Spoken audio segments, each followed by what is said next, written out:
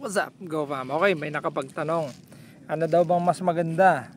Sun drying o mechanical dryer? Okay, pag-usapan natin, Go Fam.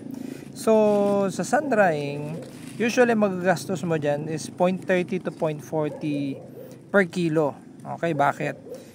Depende sa lugar. Dito kasi sa amin parang 10 pesos ang per sako. Assuming na 50 kilos yung isang sako. So, di-divide mo yan, 0.30. Okay, madalang naman na isang beses lang magbilad.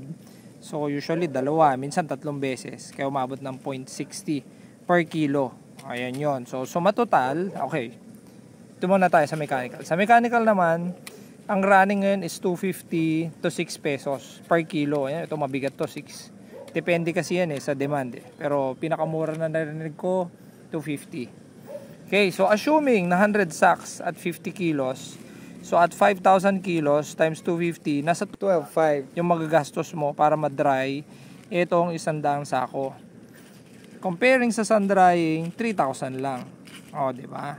So, kung titignan mo at first glance, murang-mura talaga tong sun drying, di ba? Very cheap.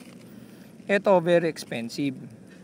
Di ba? Yun nga lang, ang cons naman nito is labor intensive. Kailangan madami kang tao, tapos hindi rin accurate. Diba? Kasi kakamay-kamayin mo lang, minsan paulit-ulit pa. Okay? At saka napaka-stressful, lalo na pag umulan, lalo na ngayon. Paano ka makapagbilan? Tsaka syempre, kailangan mo ng maluwang na space ng semento para pagbilaran.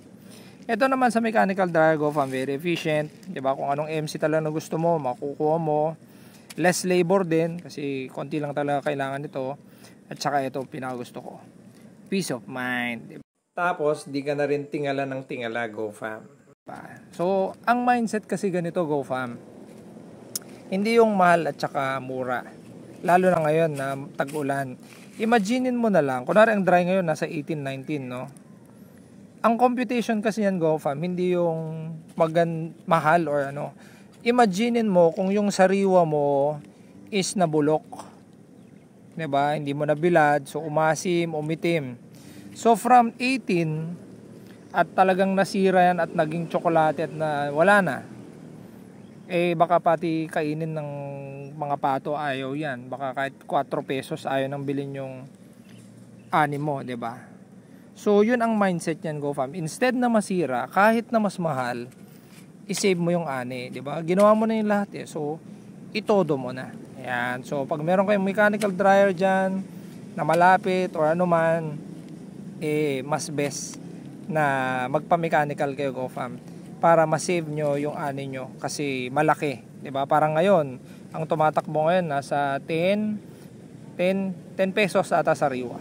Kayang-kayang kitain, Go Fam, pag nagpa-mechanical. Parang ngayon, Go Fam, very stressful. Makulimlim ang panahon. Pero bibilad tayo.